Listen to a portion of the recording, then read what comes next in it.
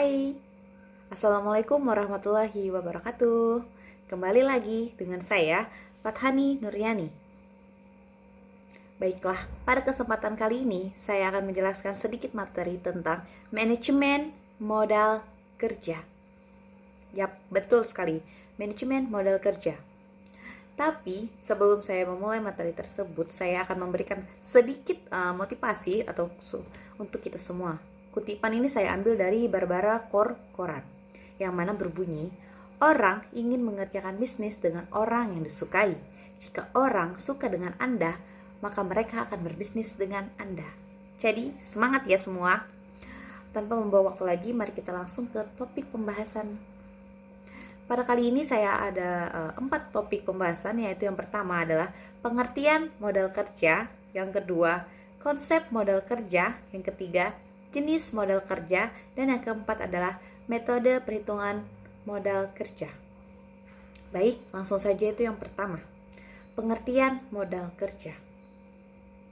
Modal kerja adalah ukuran atau likuiditas suatu perusahaan, efisiensi operasional, dan kesehatan keuangan jangka pendeknya. Jika suatu perusahaan memiliki modal kerja yang besar, maka ia harus memiliki potensi untuk berinvestasi dan tumbuh. Aset lancar, perusahaan tidak melebihi kewajiban lancar, maka mungkin mengalami kesulitan untuk tumbuh atau membayar kembali kreditor atau bahkan bangkrut. Adapun pengertian modal kerja dari berbagai para ahli, yaitu dari Lukas Setia Atmaja, mendefinisikan bahwa modal kerja adalah sebagai dana yang digunakan untuk pendapatan aktiva dan operasional perusahaan. Modal terdiri dari item-item yang ada di sisi kanan suatu neraca, yaitu hutang saham, saham preferen, dan laba ditahan.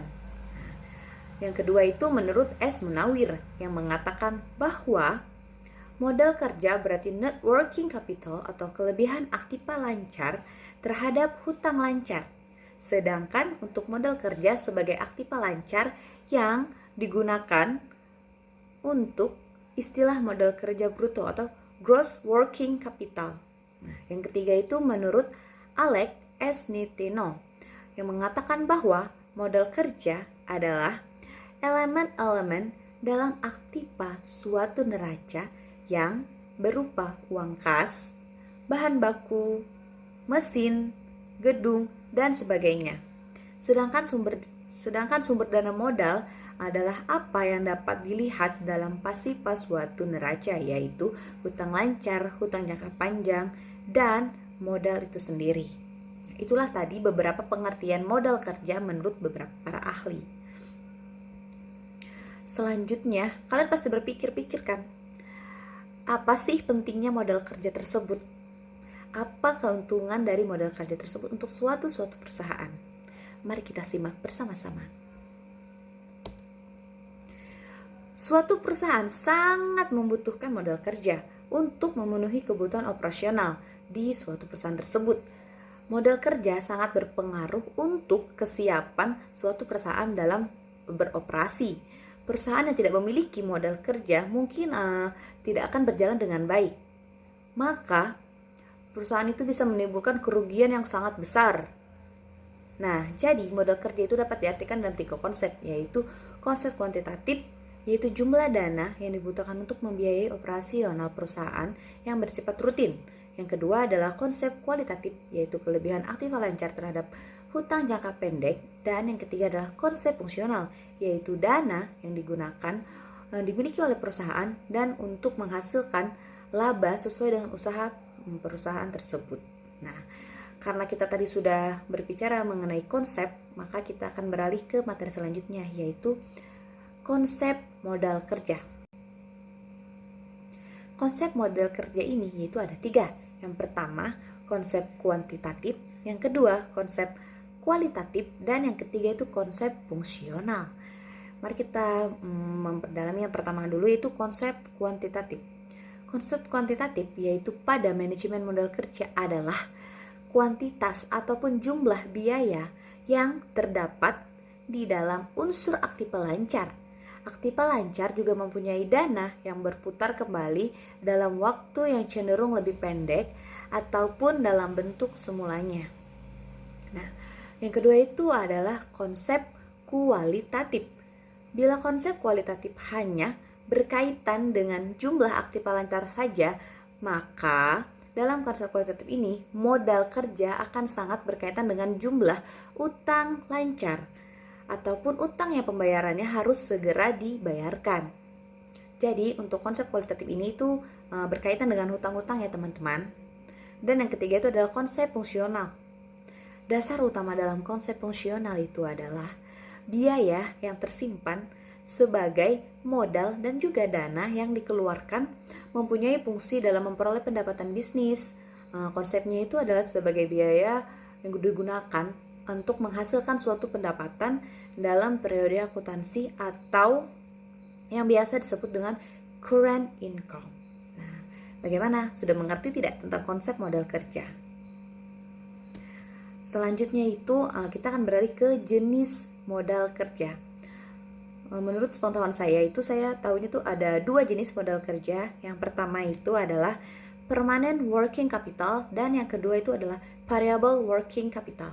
Nah, jenis yang pertama adalah permanent working capital, yaitu yang merupakan modal yang secara terus-menerus atau berkelanjutan dipergunakan untuk kelancaran suatu perusahaan. Dengan kata lain itu permanent working capital itu merupakan sesuatu hal yang harus tetap dimiliki oleh suatu perusahaan agar tidak bangkrut atau dapat menjalankan fungsi yang seharusnya. Sedangkan yang kedua itu adalah variable working capital, yaitu modal yang jumlahnya selalu berubah-ubah seiring dengan perubahan kegiatan produksi dari suatu perusahaan tersebut. Nah, variable working capital ini sendiri dapat dibedakan beberapa jenis yang memiliki pengaruh berbeda-beda untuk suatu perusahaan. Nah, itulah tadi jenis modal kerja ya teman-teman, itu ada 2. Jangan lupa itu ada permanen dan variable working capital. Selanjutnya kita itu beralih untuk metode perhitungan manajemen modal kerja. Modal kerja dihitung dengan menggunakan rasio lancar, yaitu aktiva lancar dibagi dengan kewajiban lancar. Rasio di atas 1 berarti aset lancar melebihi kewajiban dan umumnya semakin tinggi rasionya semakin baik.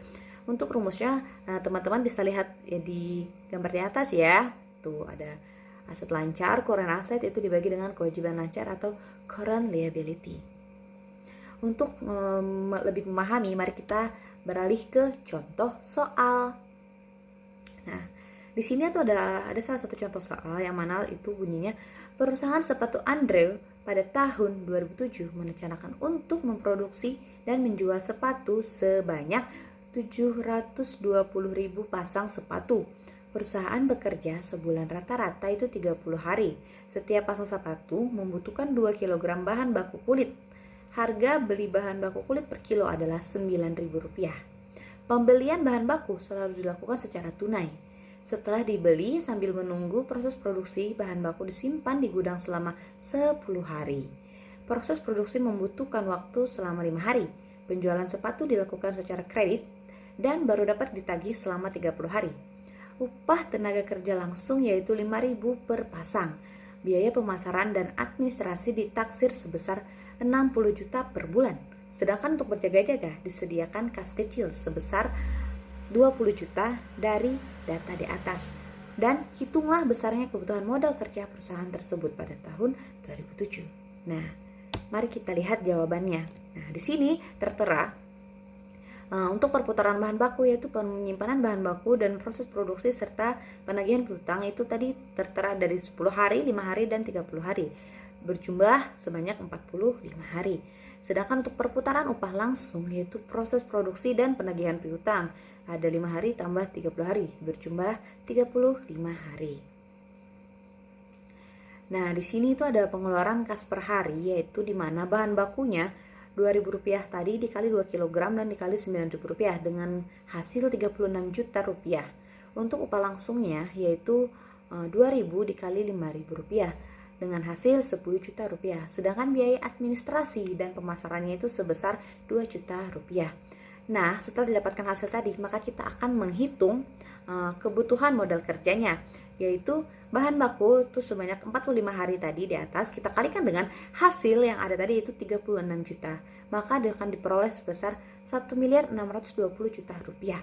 Dan upah langsungnya itu 35 hari tadi kita kalikan dengan 10 juta. Maka didapat hasil itu 350 juta. Serta biaya administrasi dan pemasaran saya itu sebanyak 35 hari dikalikan dengan 2 juta rupiah, maka akan didapatkan 70 juta rupiah. Dan dapat dijumlahkan itu kebutuhan modal kerjanya sebesar 2 miliar 40 juta rupiah.